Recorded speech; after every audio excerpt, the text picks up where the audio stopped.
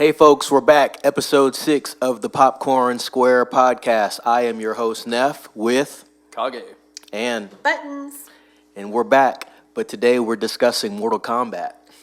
So let's just get started. Now, for anybody that's familiar with the Mortal Kombat series, it's not really a series because they've had these movies. We know the movies from the 90s, and then there was a gap in time where they had a little, a little break, and they've come back, right, to Resurgence. I believe it was the 2021 Mortal Kombat film. I believe it was 2021, and there's going to be a Mortal Kombat 2 coming out. We're hoping for 2024 release on that.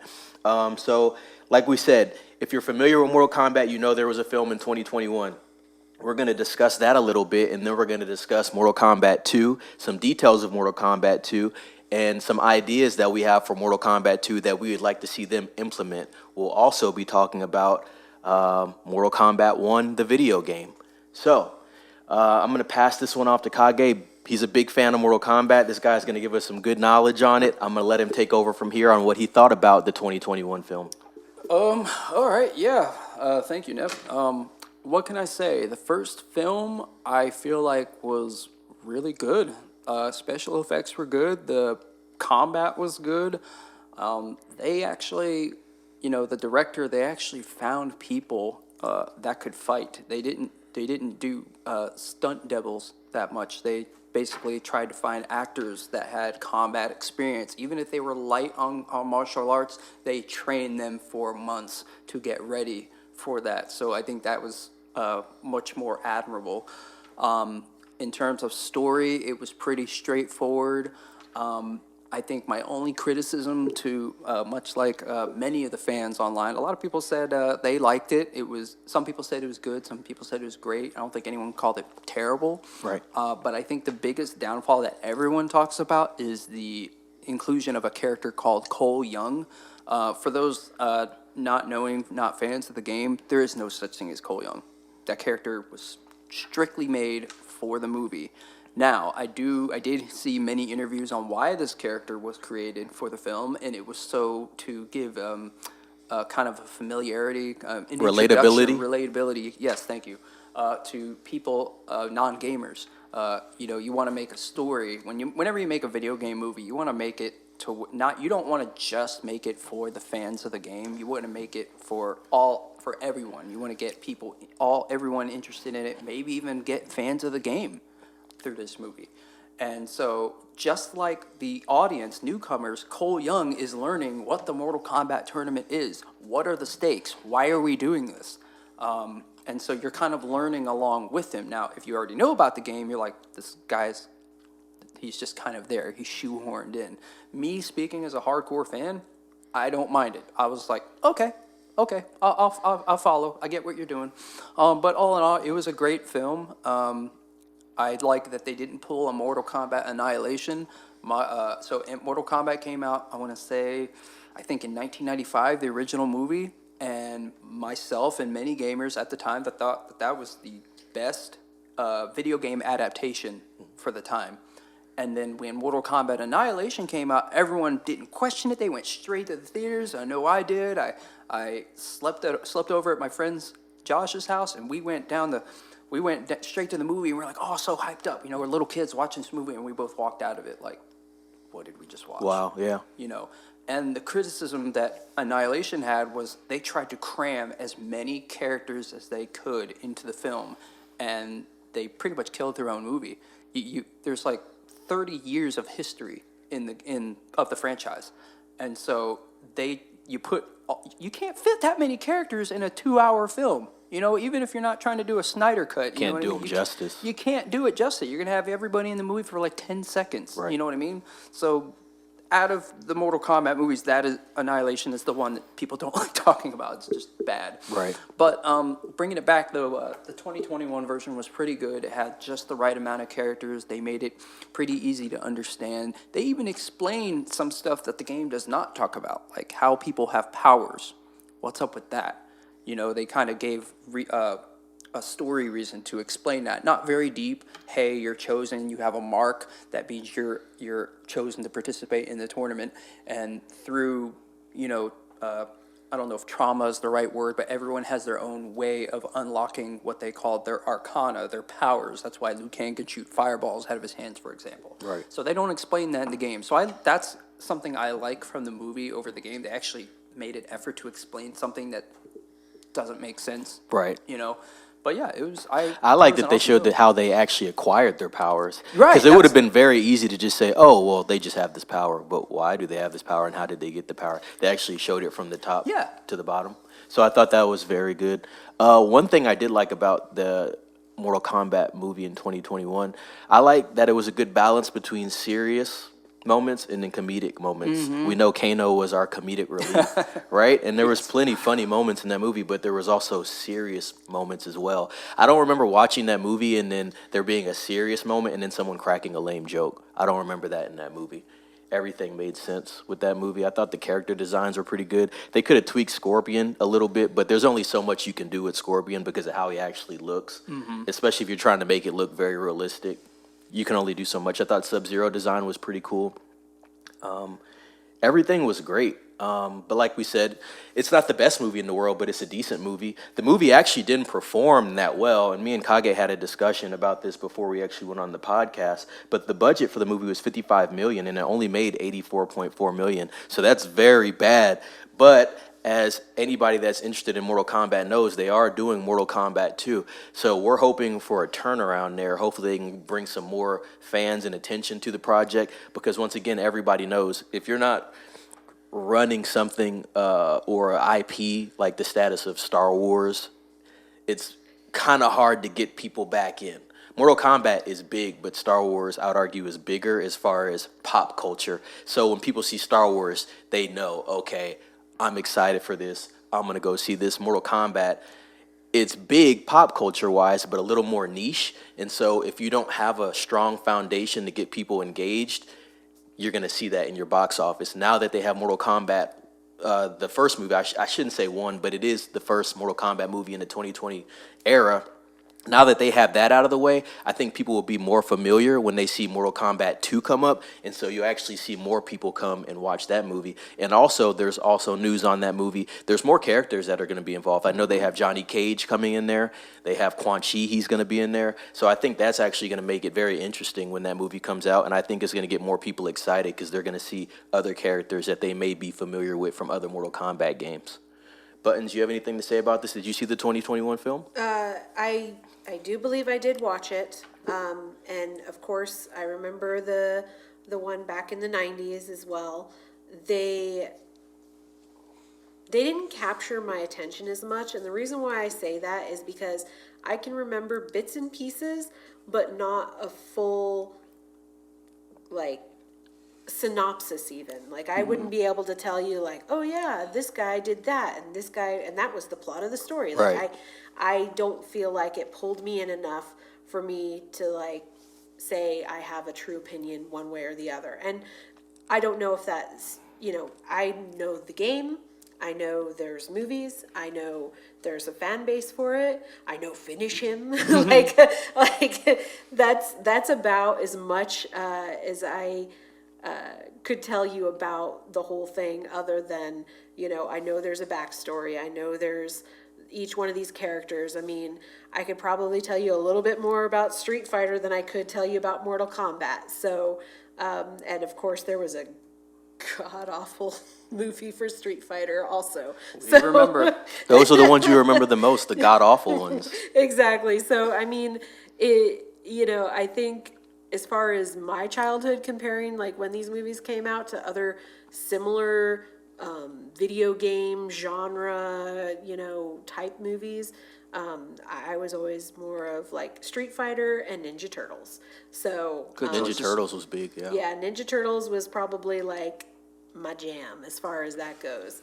And so it wasn't Ninja Turtles. That's, Okay. I remember Ninja Turtles. Mortal Kombat, I was like, I know I watched it. I can remember bits and pieces, but I still go back to like Ninja Turtles being the bigger thing and having a larger fan base even with my group of friends and everything. And then that makes sense too because we were a little younger in that time, not to date ourselves, but Ninja Turtles was more kid friendly. Mortal Kombat was Right. more like gruesome. Yeah. You know what I mean? More at stake. So that makes sense too. That makes sense too. Another thing I'll praise Mortal Kombat for is having some of the most iconic characters. You know, when you see Scorpion on a poster, you know what that is. You see Sub-Zero, you know what that is. If you know games and if you know fighting games, them having some of the most iconic characters along with Tekken. Like, even if you're not a gamer, when you see it, when a new Mortal Kombat game is coming out, you see the posters in magazines, you see commercials. You see that hat. That hat, Rated. exactly, Right. exactly. But like that speaks to just the the Influence. staying power, the influence of the franchise. You don't have to be a gamer. Everybody knows that blue guy is Sub-Zero and that yellow ninja is, like, bare minimum. You know who they are. I don't care if you're a gamer or not. Everybody knows who they are. Exactly. One thing you said, Buttons, that I really enjoyed was that you mentioned Ninja Turtles. So I'm ancient and I can poke fun at myself, but like actually Ninja Turtles was my jam back in the day, back in the early to late 80s. I love Ninja Turtles. I love martial arts. So as I got older, I started watching Power Rangers, which was martial arts. Then in the 90s, I got into Street Fighter a little bit, and then I got into Mortal Kombat because, again, it was combat, it was martial arts. I actually wanted to do karate when I was a kid. So since I couldn't, I would watch shows, and Ninja Turtles is where it started. So that's why I really appreciate your callback to that. And then when Mortal Kombat came out, it was like, all of a sudden, it's like, it's not just martial arts. These people are they're fighting for their lives. And just to kind of, for anyone out there, Buttons too, for anyone not too familiar with the story, it's a 30-year history of the franchise being out, but the short and sweet of it is basically there is a tournament held once a generation called Mortal Kombat where they grab the fighters from all these different realms, as they call it, and this is Earth realm. Right, but it's around the world, basically. It's around it's not just around the world. It's realms. So Earth has its own realm. So all the greatest fighters of Earth.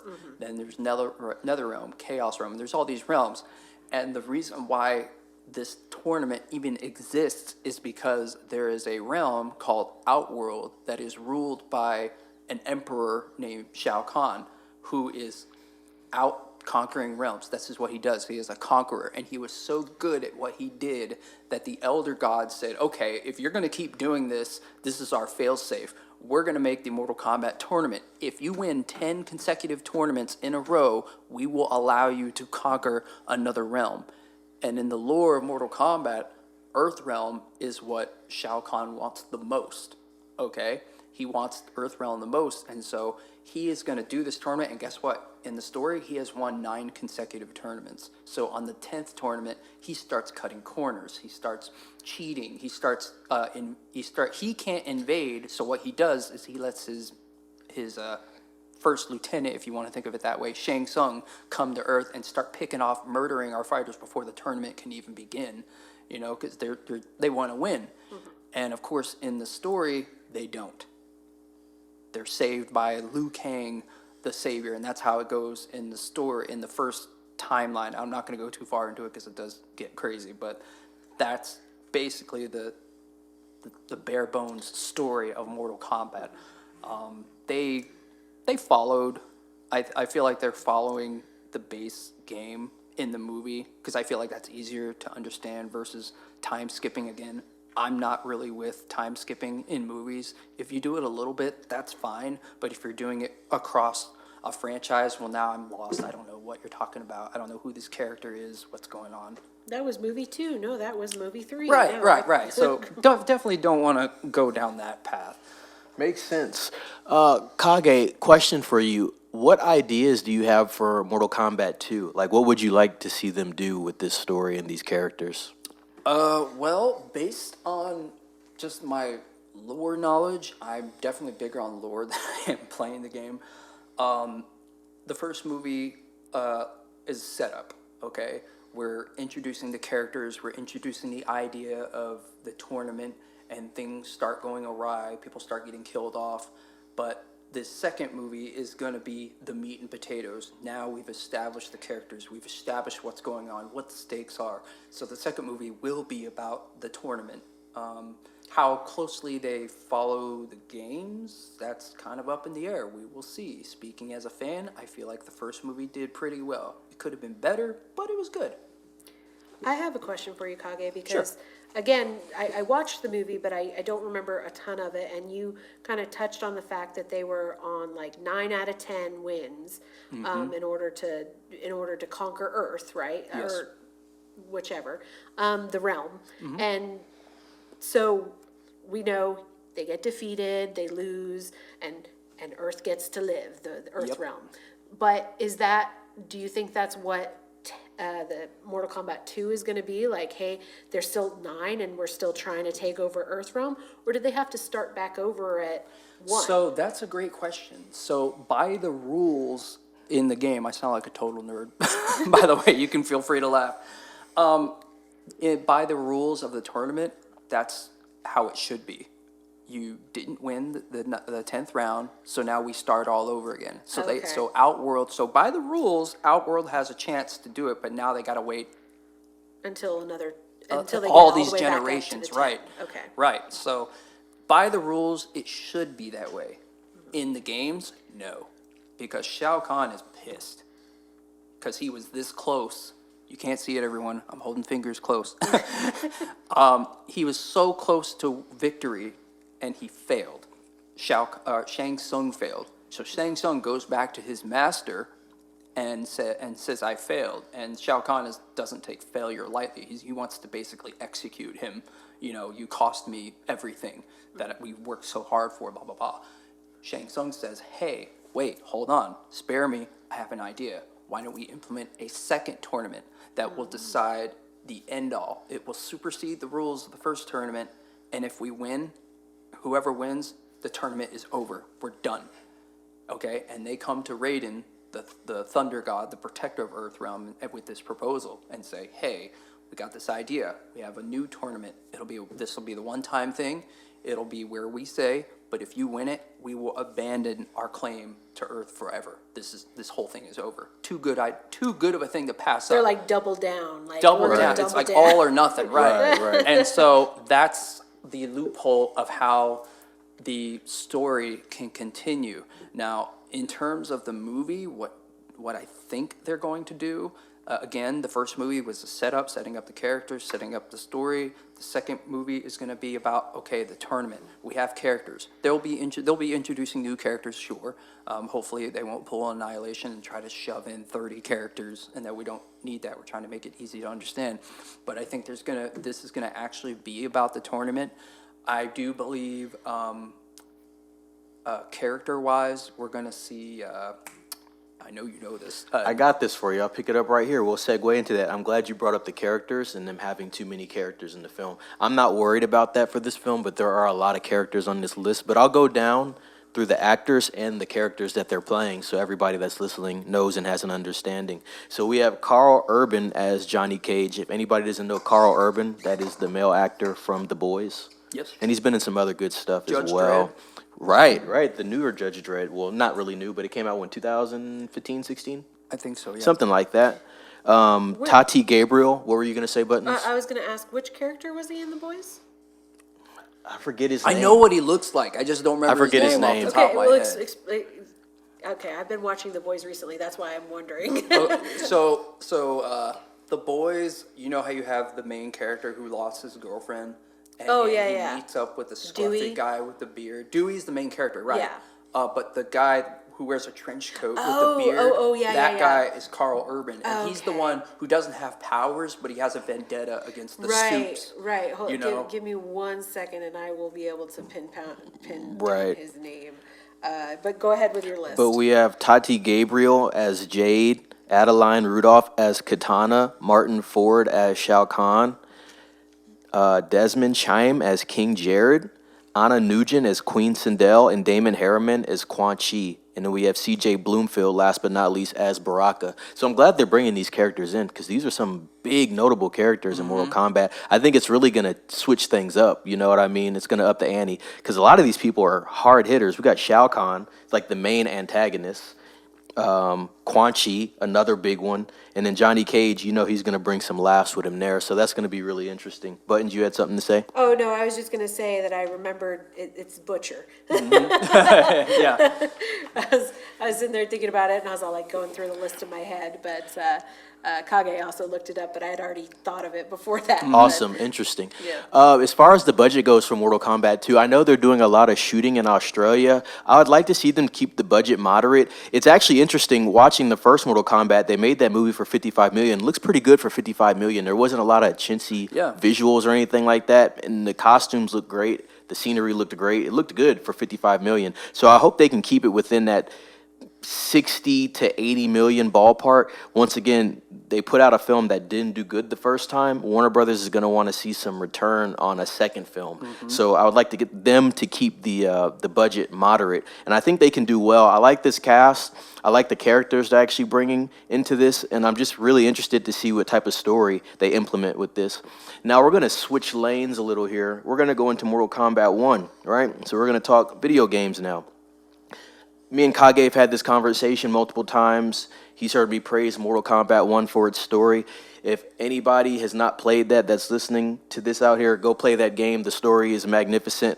It's really equivalent to an animated film to me. I feel like if they took this and they actually turned it to a live action film, it'd be better than the Mortal Kombat film that we got in 2021. So I'd like to actually see them implement maybe a couple things from Mortal Kombat 1, the video game, into this new movie. We'll see what they do with it. Kage, how do you feel about that? And please give us your insight on Mortal Kombat 1, because I know you played it and I know you have a lot to say about it. So when you're talking about Mortal Kombat 1, the game? Yes. Okay, so the game is very bare bones in terms of story. Back in the 90s, games didn't have cutscenes. You kind of just, if you beat the game, it'll give you like a little paragraph dialogue and you read what happened, blah, blah, blah. But it wasn't until later games where it showed cutscenes and you started to really understand, and then when the internet came out, then people can go on Wikipedia and really deep dive.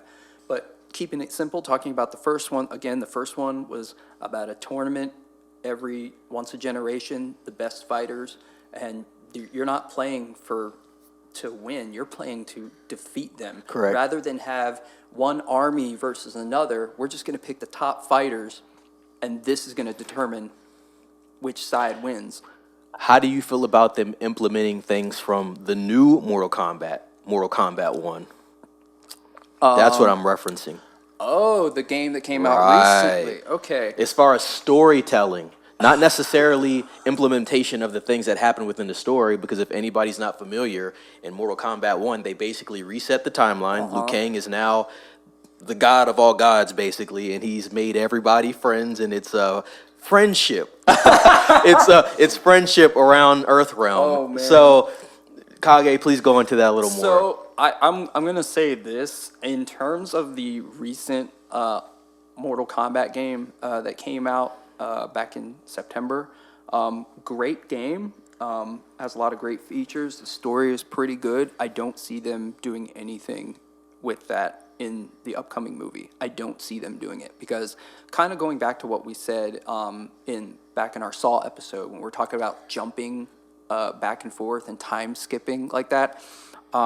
There's a lot of that in the game, and I don't think that would necessarily translate well to It would film. confuse people. It would confuse people, right? Because you got to think, when people are watching this movie, you might not be a gamer. You might not know diddly squat about the games, the movies. You're coming into it from, a curiosity point of view. Right. And so we don't want to confuse anybody, alienate anybody. So I think it would be in their best interest to not take anything from the first game. Now, depending on the success of this movie, if it becomes a franchise later down the road, maybe we can see. But for now, it's still kind of in its, I don't know if early stages is the right word to say. Infancy. I think for now they need to keep it simple and stick with How did you feel about Mortal Kombat 1, the video game, in general? I feel like they did a great job with it. Graphics look great. The voice acting is pretty cool. Combat is clean, fluid. I guess my only criticism of it is microtransactions. But that's a problem. That's business. That's at business. this point. Yeah, for real. Buttons, how do you feel about the budget of the 2021 film being 55 million and it making 84? And then what do you expect the budget to be for the second film, and what do you expect it to take? So, it's kind of hard to make an assessment on what they were expecting. Obviously was going to be, at least double, if not triple, what the investment was originally. And I feel like for this caliber of movie and the fan base that it has behind it, 55 is not, a bad amount to throw at, a movie, especially because I feel like, they were kind of testing the waters because, the biggest things out there movie-wise are more still your superhero movies. And Mortal Kombat is definitely not following that same formula. It's going to have, some special effects and things like that. They were like, we have to throw some money there because if it just looks like trash compared to all these other movies that are out right now, people are just going to not want to watch it for that reason, or they're going to not enjoy it for that reason. And, I feel like the acting choices, they didn't have big names. Carl Urban probably was the biggest name in the movie as far as for introducing new characters. And I know, Kage, you've got something you want to say, so I'm going to let you go ahead and say Well, it. I was going to say, so yeah, Carl Urban is for the second one that's going to be coming. Oh, so he wasn't in the first No, one? he was not. Okay. Not even mentioned. Now, at the very end of the Mortal Kombat movie, Easter egg. they're like, where are you going? I'm going to Hollywood. What's in Hollywood? He goes, I got to go meet someone. And he goes off camera. The music starts, and right before the credits roll, the camera pans over to a wall that shows a poster for Johnny Cage, and then it cuts to black, and you're like, oh, and already like, oh man, here we go. Okay. So that was kind of a setup. There's a lot of setup in this movie for the second one. Okay. Like Sub-Zero dies, and in the game he dies and comes back as what's called a wraith. Okay, and he goes by Noob Saibot. So I saw online that Joe Taslim, the actor who played Sub-Zero, he's set up to be as an unnamed cast member in part 2. I wonder who he could be. So I know he's going to be Noob Saibot. But one big name actor, I'm sure everyone knows. If you don't know his name, I know you've seen his face. What was it? Oh crap. Hiroyuki Sanada, I think he was he was on Last Samurai. Guys, have all seen Last Samurai? Yeah. If I I'm know not- you're if talking I'm- about. I if I'm saw not- these if movies. I'm not mixing it up with somebody else. Are we talking about Last Samurai, the one with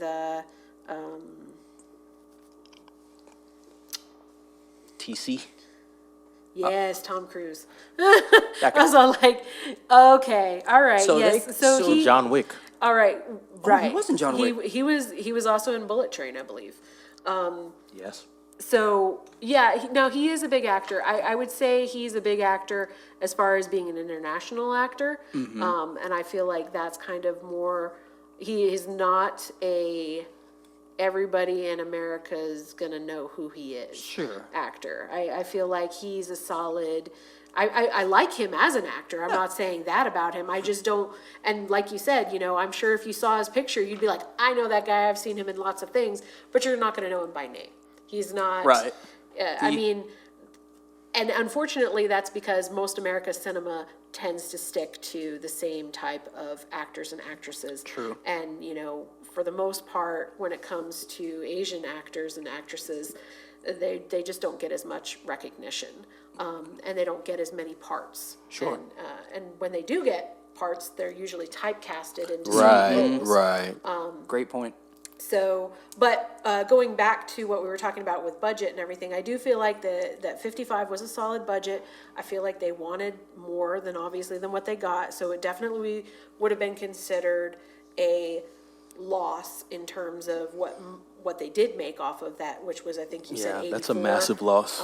Yeah, so that's definitely a big loss because that doesn't even take into account any money that they would have put towards advertising and promoting the movie itself.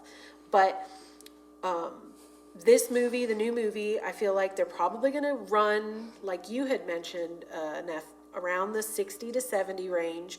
They're going to bring in some bigger names, and they're going to put a little bit more behind special effects. I hope they don't overdo it with the special effects, because in my opinion, a movie doesn't need special effects if there's good action and there's good writing, the dialogue. That's what usually draws me into a movie and makes it more worthwhile. I could turn on the channel right now and watch any show and see, like, you know, explosions and CGI and all this other stuff, and it doesn't mean that that movie is going to be good to me. It's just going to be like, well, they threw a lot of money to make it look impressive. Sure. And so I feel like, you know, this first one, introduce your characters, get everybody familiar. The second one needs to come in with the writing. You need to have Absolutely. a strong story to pull you in, and give the actors the opportunity to shine. Give Interesting. them good lines. Give them good, you know, Agreed. backstory, or, you know, whatever is going to push the movie forward. Give them good dialogue and action scenes. It's funny you brought that up, and I'm going to ask you this, Kage, because as we saw, I went through the list. That was just the new people, right? And we already have a list of a lot of people. They did character development of Cole Young, and not so much character development and everybody else, but you didn't really need it. The movie was still decent from that aspect. But with this movie, since you're adding Jade, Princess Katana, Shao Kahn, Johnny Cage, Quan Chi, you're going to have to dedicate some time to these people, because not everybody knows who Quan Chi Right. is. How do you feel about that? I mean, yeah, they're gonna. I feel like we don't need an excess of characters, because just that list you spouted off just now, each and every one of those characters has a backstory, and you don't really need to go too deep into it. Everyone has their reasons, their motivations for why they want to be in it, or why they're going to be in it. I feel like if we kept it short like that, with that cast right there, I'd be good with it, you know, but don't spend a half an hour per character. Otherwise, you're going to have a 4-hour long movie, because you could easily do that, I think. I'm gonna throw a comparison out here that is very similar to Mortal Kombat in not necessarily the fan base, but the way that they tried to pull audience members in that are very niche. So I'm gonna throw out G.I. Joe. Okay. So they did the G.I. Joe, and then you had this spin-off with Snake Eyes. But in the very first G.I. Joe movie, I feel like they had a strong cast, that everybody enjoyed the cast picks that they had, and then Channing Tatum was the main character. They brought him in, and then of course the second one comes in, the second movie. Now, I know a little bit about the backstory behind why they killed him off in the second movie. Spoiler, if nobody's seen the G.I. Joe movies, he dies. Okay. I know. I'm so sorry, Kage. I've ruined it for you. But they killed him off not because nobody liked his character or because it was vital to the story. They killed him off because Channing Tatum did not like the character. He did not want to be in the movie. So, but he was contractually obligated. And of course we can talk about this all day long about how, you know, these studios make these contracts with these actors, and then they get them typecast into these niche roles or these character types, and then, you know, the actors are like, I want to branch out, I want to do something different, and they're like, no, get in the box we put you in. And I think that's kind of what happened with him. But then they try and bring in another big name because G.I. Joe did well. I don't know what the numbers are. We could probably pull that up on a different episode and discuss that. But, you know, with this, I just hope that's not going to be the case. I hope they're not going to take characters that you enjoyed from the first film and then be like, let's just throw more characters in here. So you're like, you know, your characters that you already like were following the development of their backstory, and they just completely get washed out. And because they're trying to bring in a bigger name to make it even bigger and more important, and then you kind of lose sight of what you were doing in the first film. Right, that Yeah. makes sense. That's a good point. I will say, before I pass this one off, the two characters that I'm most excited for, I want to see the introduction of Noob Saibot. I want to see how they do that visually, and then I want to see Quan Chi. I want to see how they do Quan Chi, because you can make Quan Chi not look good. It's pretty easy. So I want to see how they design that, and I Bald hope it's white guy looks kind of like Kratos. Yeah, I wanna see how they actually do that on screen. Kage, do you have a couple characters that you want to see on screen for the first time in this rendition? First thing that comes to mind is, like you, Noob Saibot, one of my favorite characters lore-wise and gameplay-wise. I've always enjoyed when a new game comes out, oh, is he going to be in it, you know? So I definitely want to see how they handle that.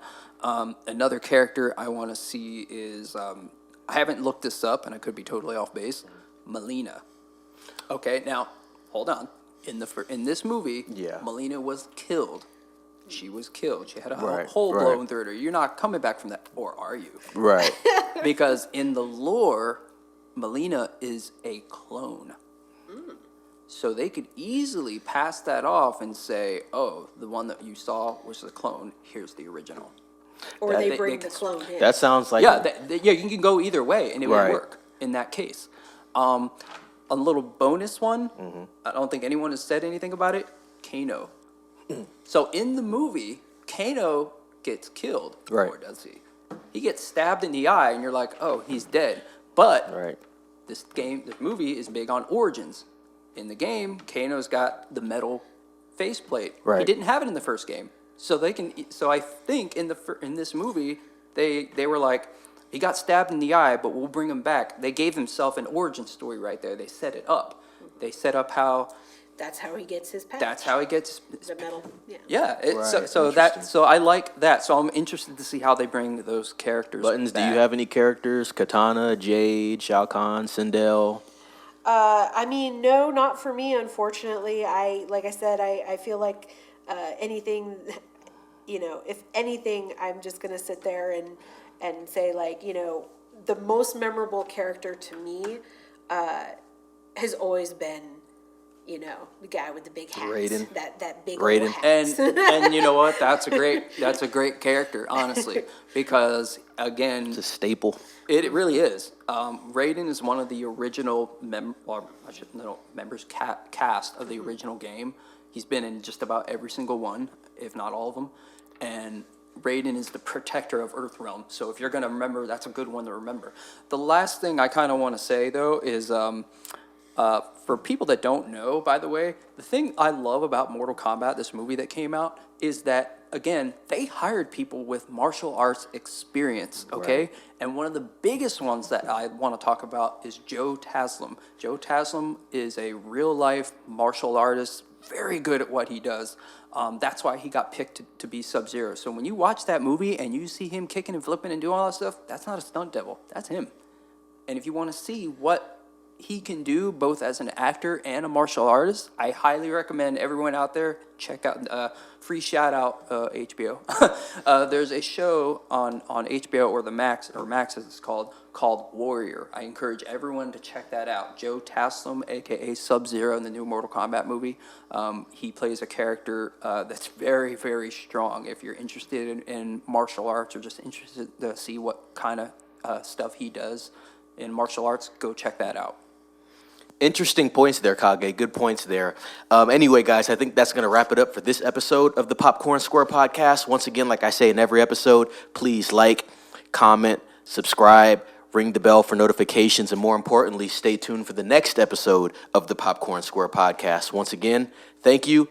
Be safe.